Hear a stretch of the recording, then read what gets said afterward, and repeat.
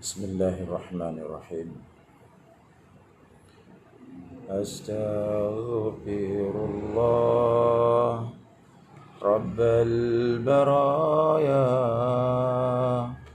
Astaghfirullah minal khataya.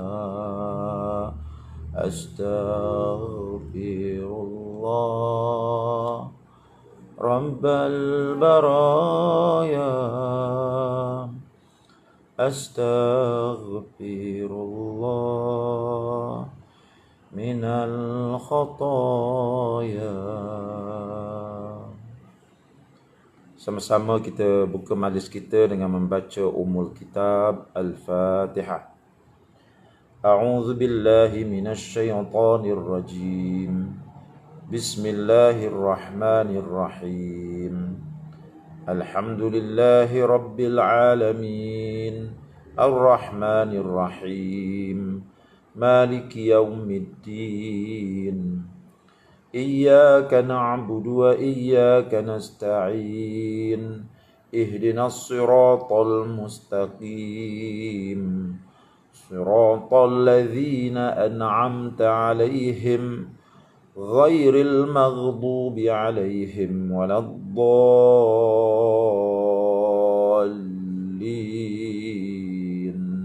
Amin.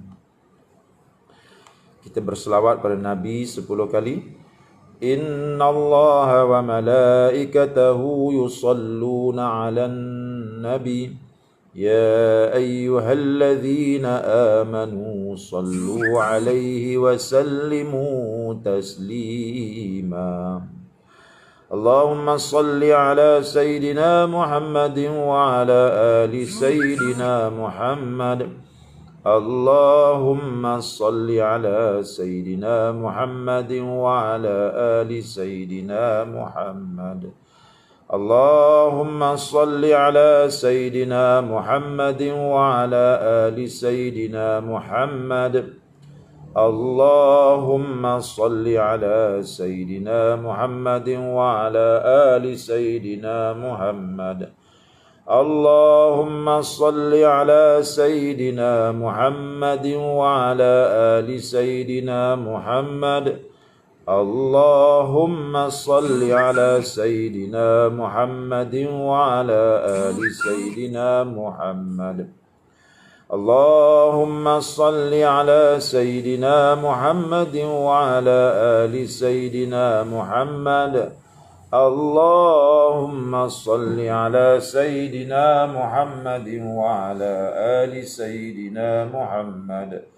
Allahumma salli ala Sayyidina Muhammadin wa ala ali Sayyidina Muhammad. Allahumma salli ala Sayyidina Muhammadin wa ala ali Sayyidina Muhammad.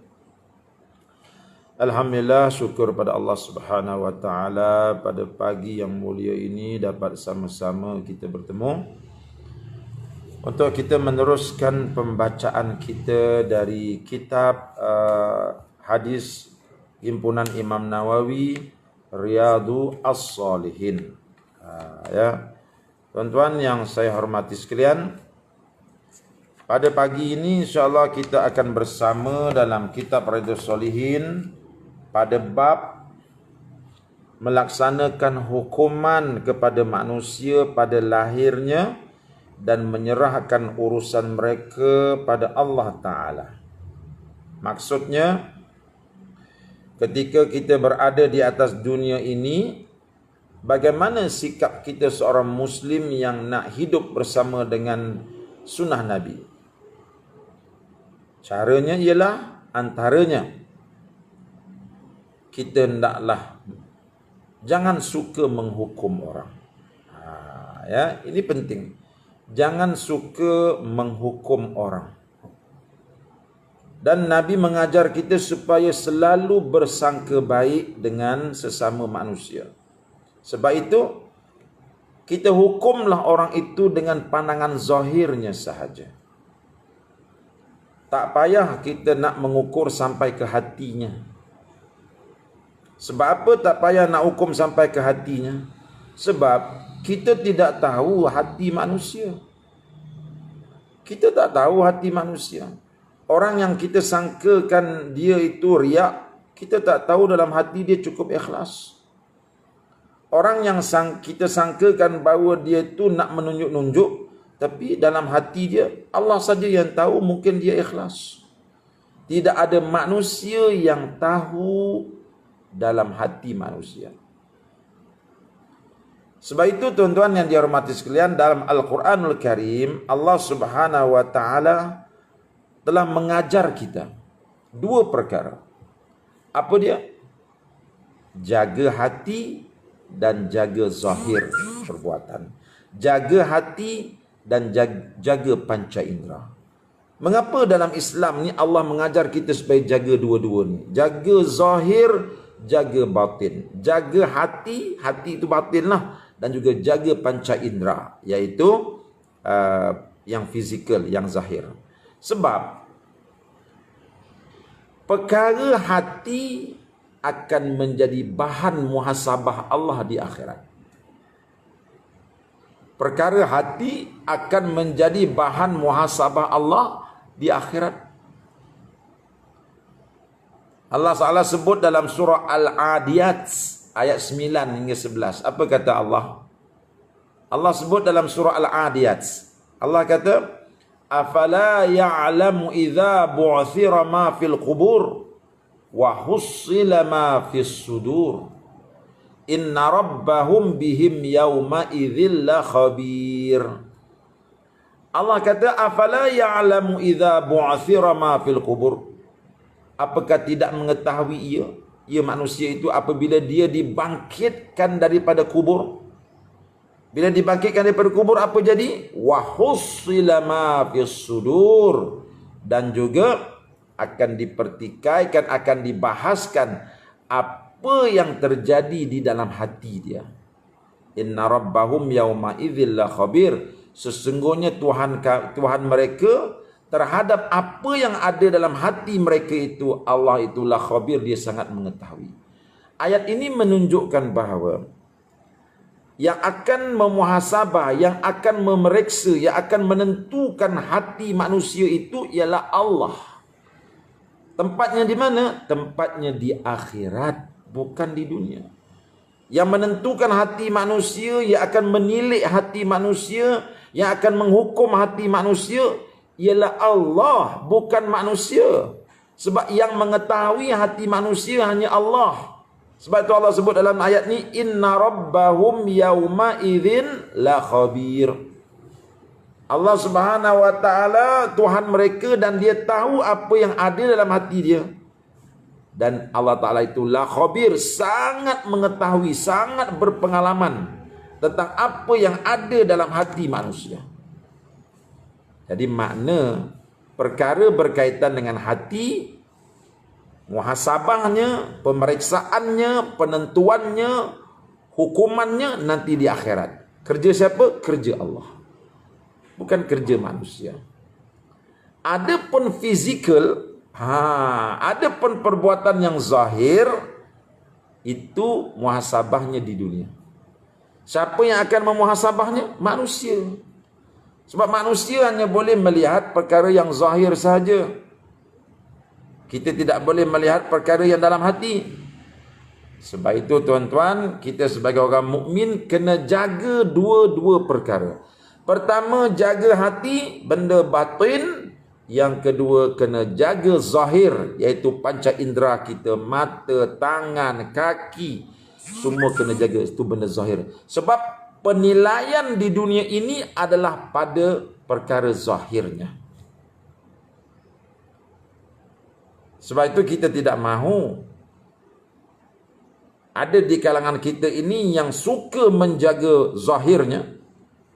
Ya, zahirnya dijaga. Apa makna zahirnya? Dia jaga kulit dia daripada segala jerawat. Itu. Apa makna jaga zahir? Dia jaga sembahyangnya, dia jaga puasanya. Tapi sayangnya hati tak dijaga.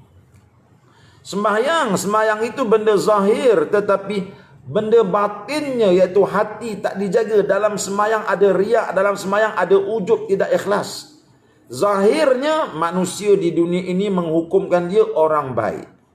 Tetapi di akhirat nanti Allah tidak lihat pada zahir, Allah lihat pada hati. Allah akan menghukum apa yang ada dalam hati dia. Di dunia memang orang anggap dia orang soleh kerana solatnya banyak, serbannya besar, jubahnya melerit, bagus. Di dunia, kerana manusia di dunia ini yang menilainya ialah manusia. Dan manusia itu bila menilainya, dia menilai pada benda yang zahir. Tetapi di akhirat nanti Allah menilai hatinya. Ikhlas tidak ikhlas. Ya, kita jangan jadi tuan-tuan seperti satu golongan yang disebut oleh Nabi SAW dalam hadisnya, yaitu golongan Al-Khawarij. Golongan Al-Khawarij ni tuan-tuan dalam sejarah Islam, dan dia akan ada di setiap zaman. Mereka ini satu golongan Muslim yang cukup kuat beribadat, cukup kuat berpuasa di siang hari. Memang kemas ibadat-ibadat zahir dia, tetapi kalbunya rosak. Sehingga Nabi berkata apa? Walaupun mereka tu banyak baca Quran, mereka tu banyak berpuasa, banyak bersolat, Nabi kata la yujawizu imanuhum hanajirahum. Tidak melampauilah, tidak melebihilah iman mereka akan anak tekak mereka. Maknanya ibadat zahir yang mereka lakukan itu tidak melepasi anak tekak. Mana tidak dapat, iman itu tak masuk dalam hati dia. Sekadar luar sampai ke tekak, habis, tak boleh nak masuk dalam hati.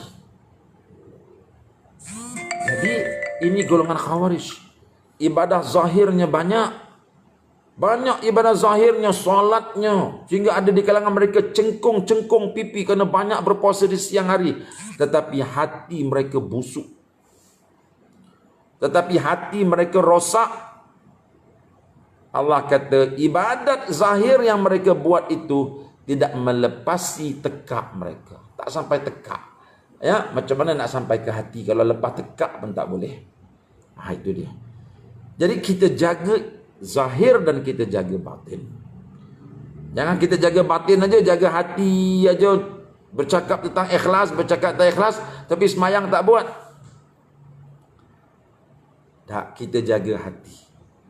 Jadi cara hidup orang mukmin ialah menjaga perbuatan-perbuatan zahir, supaya perbuatan zahir itu perbuatan yang diredai oleh Allah. Dan perkara kedua, menjaga hati dia. Jaga hati daripada maksiat-maksiat hati. Jaga hati daripada penyakit-penyakit hati. Itu sangat penting. Jadi kita jaga zahir dan kita jaga batin. Hadis yang kita akan bincang pada pagi ini ialah bagaimana Nabi mengajar kita, Al-Quran mengajar kita. Pertama sekali, kita jangan banyak menghukum orang. Tapi kalau kita nak menilai orang pun, nilailah pada zahirnya sahaja. Sebab kita ni manusia, tidak tahu apa yang ada dalam hati manusia. Kalau ada orang kata, saya tahu apa dalam hati dia, orang itu telah berbohong. Saya tahu apa ada dalam fikiran dia tu, orang itu sebenarnya telah berbohong. Tidak ada siapa yang tahu apa yang ada dalam hati manusia. Tetapi dengan melihat zahirnya, kita menghukumlah pada zahirnya saja. Hatinya itu diserahkan kepada Allah, sebab yang boleh menilai hati hanya Allah. Mari kita tengok firman Allah Subhanahu wa taala yang tertulis dalam bab ini. Qala Allah Ta'ala, Allah berfirman, fa in tabu wa aqamus salata wa atawuz zakata fa khallu sabilahum. Apabila mereka bertaubat dan mendirikan salat serta menunaikan zakat, maka berilah kebebasan mereka untuk berjalan. Allah sebut dalam ayat ini, jangan kita nak hukumkan orang itu murtad, orang ini kafir, orang ini munafik. Jangan. Bila kamu melihat seorang itu solat, tengok dia, solat, alhamdulillah. Kemudian dia menunaikan zakat. Solat dan zakat ini dua-dua amalan zahir. Bila kamu dah tengok orang itu sudah pun solat, orang itu sudah pun mengeluarkan zakat, sudah. Jangan lagi kamu menghukum apa yang ada dalam hati dia, apa yang ada dalam fikiran dia. Jangan kita kata dia tu solat aja tapi munafik tu. Dia tu solat aja tapi murtad tu. Jangan. Nabi kata, Quran kata dalam ayat ini, fa in tabu wa aqamus shalah. Apabila mereka telah bertaubat dan mereka mendirikan solat, fa khallu sabilahum. Maka biarlah mereka berjalan di atas muka bumi ini. Makna biarkan kehidupan dia. Jangan kita pandai-pandai nak hukumkan orang ini begini, orang ini begini. Sedangkan orang itu sudah pun mendirikan solat, sudah pun menunaikan zakat, dan dia sudah bertaubat daripada kesalahan dia. Apa lagi yang kita nak hukum sampai ke hati dia?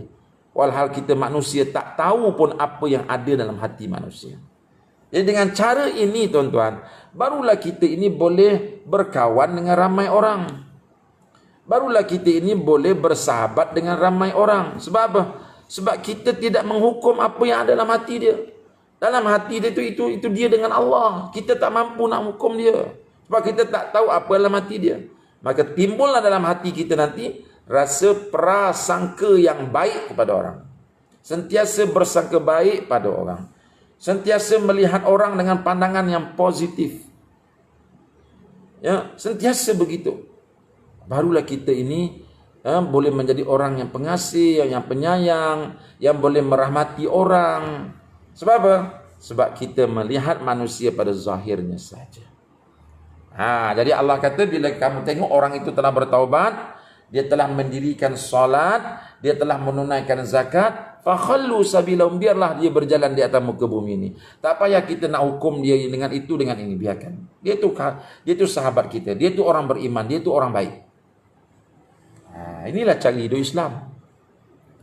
Kalau tidak, nanti kita akan bersangka jahat kepada orang. Tengok orang tu, kita tengok orang itu, kita menghukum dia. Jangan begitu. Ya. Baik, mari kita tengok hadis Nabi SAW dalam bab ini. Wa an ibni Umar radhiyallahu anhuma anna Rasulullah sallallahu alaihi wasallam yaqul. Daripada Ibnu Umar radhiyallahu anhu, bahwasanya Rasulullah sallallahu alaihi wasallam telah bersabda. Apa sabda Nabi? Umirtu an uqatilan nasa hatta yashhadu an la ilaha illallah wa anna Muhammadan Rasulullah wa yuqimus shalah wa yu'tuz zakah. Fa idza fa'alu dzalika asamu minni dima'ahum wa amwalahum illa bihaqqil Islam wa hisabuhum 'ala Allah. Hadis muttafaqun alaih. Maksud hadis ini, kata Nabi, aku diperintah untuk memerangi manusia sehingga mereka menyaksikan bahawa tidak ada Tuhan kecuali Allah dan bahawasanya Muhammad adalah utusan Allah.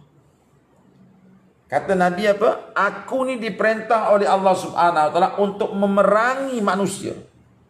Aku disuruh untuk berperang dengan mereka. Aku disuruh untuk berdakwah kepada mereka. Aku disuruh untuk berjihad ke arah mereka. Sehingga mana? Sehingga mereka itu mengucap la ilaha illallah Muhammadur Rasulullah. Bila mereka mula menyaksikan asyhadu an la ilaha illallah wa asyhadu anna Muhammad Rasulullah, maka aku tidak akan memerangi mereka lagi. Mereka ucap saja kalimah ini, maka mereka itu sudah jadi saudara seakidah dengan aku. Walaupun kulitnya hitam, walaupun matanya sepit, bila dia ucap saja kalimah ini, dia sudah jadi saudara seakidah dengan aku. Dia sudah boleh berkahwin dengan anak aku. Aku sudah boleh memakan sembelihan dia.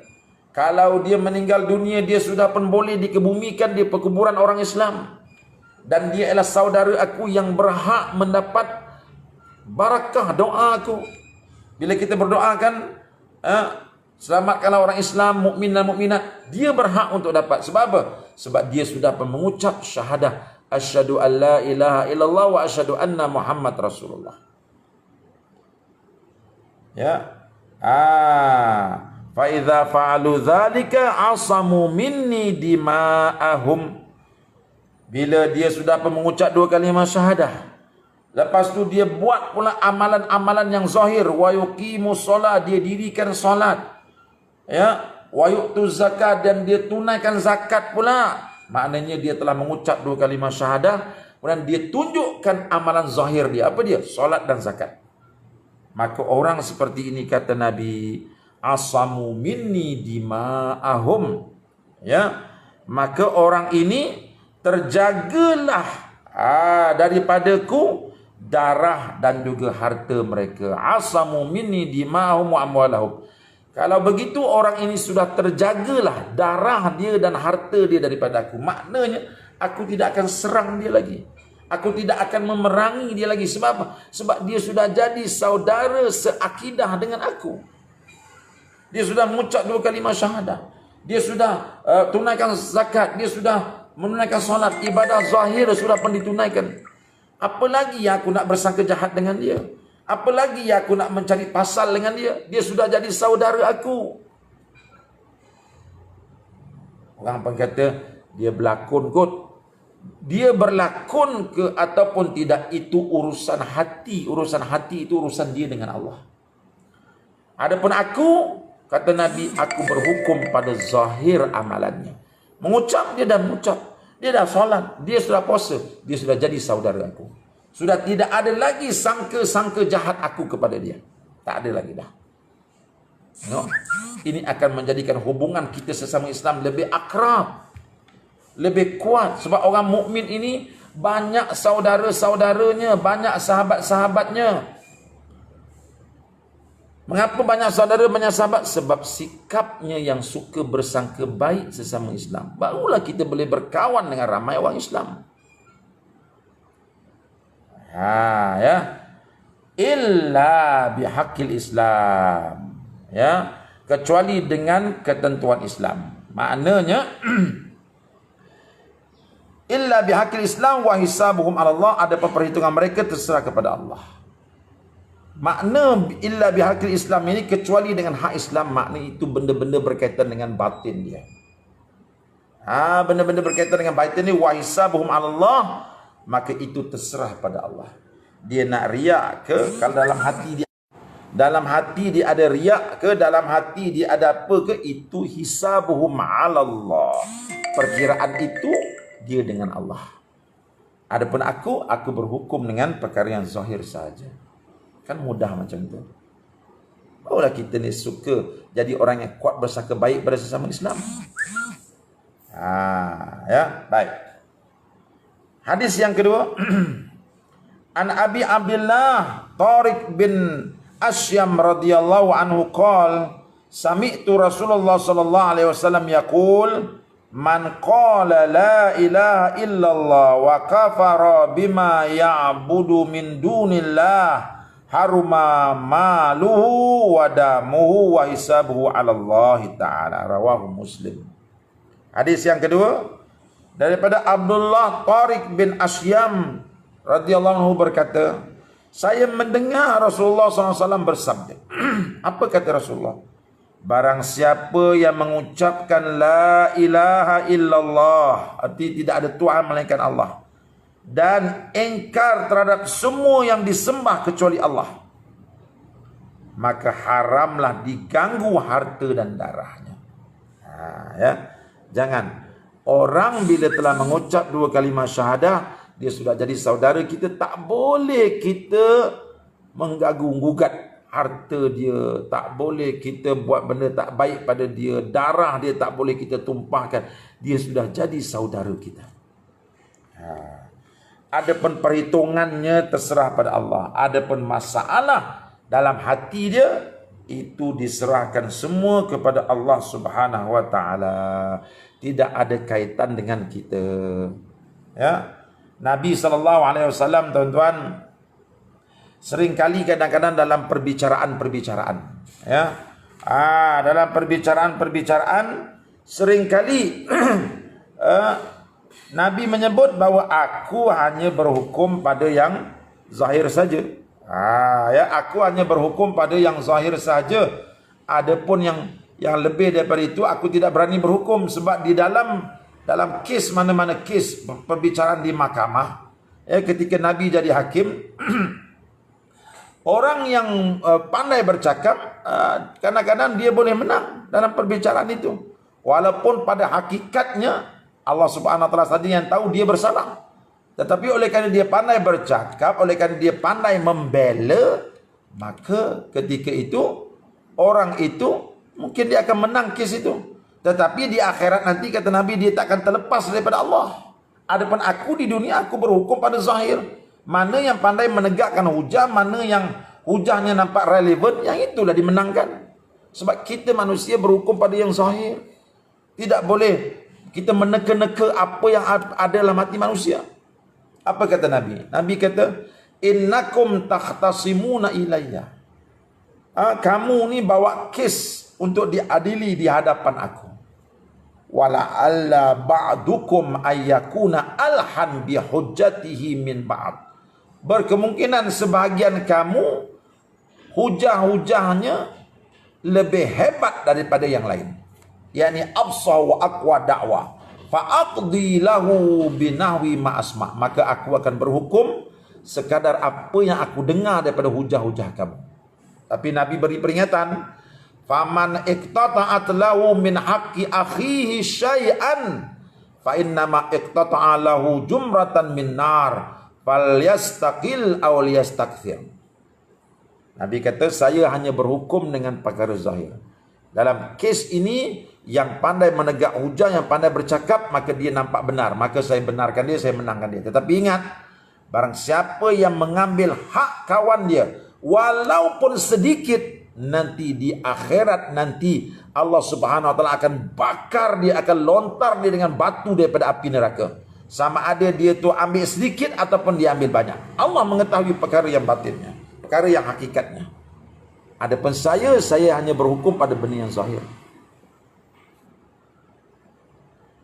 Dalam hadis ini menunjukkan bahawa Nabi sendiri walaupun dia hebat, dia hanya berhukum pada perkara yang zahir. Yang batin diserahkan kepada Allah. Tetapi orang yang beriman dalam hadis ini, hebat yang datang ke muka pengadilan ini akhirnya mengalah dia. Mengalah dia. Memang dia pandai menegak hujah, tetapi mengalah dia kerana dia takut dia berada di pihak yang salah, kerana Allah mengetahui segala-gala zahir dan batin. Ya. Jadi tuan-tuan yang dihormati sekalian, kita tengok hadis yang ke-6. Hadis yang ke-6 ya. An Abdullah bin Utbah bin Mas'ud qala sami'tu Umar bin Khattab radhiyallahu anhu yaqul. Daripada Abdullah bin Utbah bin Mas'ud berkata, saya mendengar Umar bin Khattab ada berkata. Apa kata Umar? Inna nasan kanu yu'akhadhuna bil wahyi fi ahdi Rasulillah sallallahu alaihi wasallam wa anna al wahya qad inqata'a wa innama na'khudhukum al-an bima dhahara lana min a'malikum faman adhhara lana khairan ammannahu wa qarrabnahu wa laysa lana min sariratihi syai' Allahu yuhasibuhu fi sariratihi wa man azhara lana su'an lam na'manhu wa lam nusaddiquhu wa in qala inna sariratahu hasanatun. Rawahul Bukhari. Kata Sayyidina Umar, sesungguhnya manusia pada zaman Rasulullah sallallahu alaihi wasallam itu diberi keputusan dengan petunjuk wahyu. Dan sekarang wahyu sudah terhenti.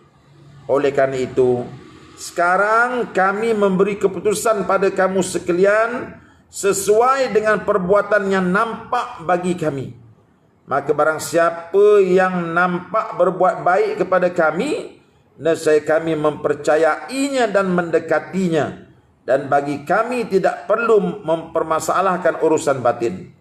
Allah lah yang memperhitungkan masalah batinnya. Dan barang siapa yang nampak berbuat jahat kepada kami, nescaya kami tidak mempercayai dan membenarkannya, walaupun ia mengatakan bahawa batinnya berniat baik. Ini menunjukkan bahawa Sayyidina Umar kata apa? Saya sendiri berhukum dengan perkara yang zahir. Walaupun batinnya Allah saja yang tahu dia baik tak baik. Ya. Wahyu sudah terputus. Zaman Nabi Allah menentukan yang mana baik yang mana buruk. Sekarang zaman wahyu sudah tiada, Nabi sudah wafat. Maka sebab itu Sayyidina Umar kata, aku sendiri berhukum dengan perkara yang zahir, yang batin itu diserahkan kepada Allah Subhanahu wa taala. Jadi tuan-tuan, kita ada 2 hadis lagi yang panjang, insya-Allah nanti kita sentuh esok ya, secara mafhum. Hadis-hadis yang panjang-panjang ini tuan-tuan baca sendiri dulu sebelum kita berkuliah. Nanti kita akan terangkan secara mafhumnya untuk kita fahami 2 hadis yang panjang ini. Jadi kesimpulan daripada kuliah kita pada pagi yang mulia ini, sebagai mukmin yang ingin hidup bersama dengan sunnah Nabi SAW, wajib kita memperelokkan amalan-amalan zahir kita dan wajib kita memperhaluskan amalan-amalan batin kita. Jaga perbuatan zahir, jaga perbuatan hati. Tinggalkan maksiat zahir, tinggalkan maksiat hati. Maksiat zahir apa dia? Maksiat zahir seperti mencuri, merompak, merogol, merasuah, itu maksiat yang zahir. Maksiat batin seperti ria, ujub, takabur, sombong, marah, kedekut, bakhil, itu maksiat batin. Tinggalkan kedua-duanya, baru kita akan jadi insan yang selamat di depan Allah Subhanahu wa taala. Jangan hanya pentingkan yang zahir saja, hati kita tak pentingkan. Jangan pentingkan hati saja, zahir tak dipentingkan, itu salah. Jadi sama-sama insya-Allah tuan-tuan kita mengkoreksi diri kita sedikit demi sedikit, sedikit demi sedikit, perbaiki amalan-amalan zahir kita dan halusi amalan-amalan hati kita. Senantiasa menilik hati, menilai aku ni ikhlas ataupun tidak. Kalau terasa hati tidak ikhlas, beristighfar segera. Ingatkan balasan-balasan Allah yang lebih hebat daripada apa yang manusia akan beri pada kita. Itu saja kita nak mengelakkan diri daripada tidak ikhlas. Ingatkan balasan Allah yang lebih hebat daripada balasan yang akan manusia beri. Kita akan datang rasa ikhlas. Di sini menunjukkan bahawa hati ini perlu dibawa untuk jinak dengan Allah. Bila hati ini sudah jinak dengan Allah, maka ketika itu kita akan jadi insan yang kaya raya, insan yang penuh hidupnya dengan keredaan, dan ketika itu kita akan mampu untuk zuhud kepada Allah Subhanahu wa taala. Jadi saya rasa cukup sekadar itu tuan-tuan, tazkirah kita pada pagi yang mulia ini. Saya masih berada di sekolah untuk memperkemaskan keadaan sekolah yang mungkin akan dibuka pada bulan 1 pada bila-bila masa. Jadi sekolah perlu dikemas, keadaan perlu diatur supaya pelajar-pelajar bila pulang nanti boleh belajar dengan baik. Dan pesanan saya kepada tuan-tuan dan puan-puan, sekarang ini kita buka mahat kita pendaftarannya kepada pelajar-pelajar. Ya, jadi kita sangat mengalu-alukan pelajar-pelajar yang benar-benar nak belajar agama. Kita nak belajar yang benar-benar nak belajar agama, yang nak bersungguh-sungguh nak belajar agama. Datanglah. Ya, datanglah, kita akan ada sesi temuruga. Datang pada bila-bila masa, beritahu saya tunggu. Ya, yurannya tuan-tuan untuk ibu bapa yang berkemampuan RM350 sebulan. Ya, tetapi bagi ibu bapa B40 RM150 sahaja. Untuk anak yatim dan juga untuk asnaf zakat, belajarnya percuma di sini. Tapi syarat mesti belajar betul-betul. Tak boleh main-main. Ya, karena belajar agama kita kena lebih serius. Dan insya-Allah di tempat kami, selain daripada belajar agama, selain daripada menghafal Al-Quran, anak-anak akan dididik supaya memiliki akhlak Islam yang mulia. Dan belajar matematik, belajar bahasa Inggris wajib di tempat kami. Wajib pelajar-pelajar ini mahir matematiknya. Wajib pelajar-pelajar ini belajar bahasa Inggris sehingga boleh memahami bahasa Inggris dengan baik. Di samping bahasa Arab yang sememangnya bahasa yang digunakan setiap hari. Jadi sampaikan pesan ini kepada teman-teman. Kalau mereka ada anak, hantarlah ke tempat kami untuk sama-sama kita didik, insya-Allah. Sekian. Assalamualaikum warahmatullahi wabarakatuh.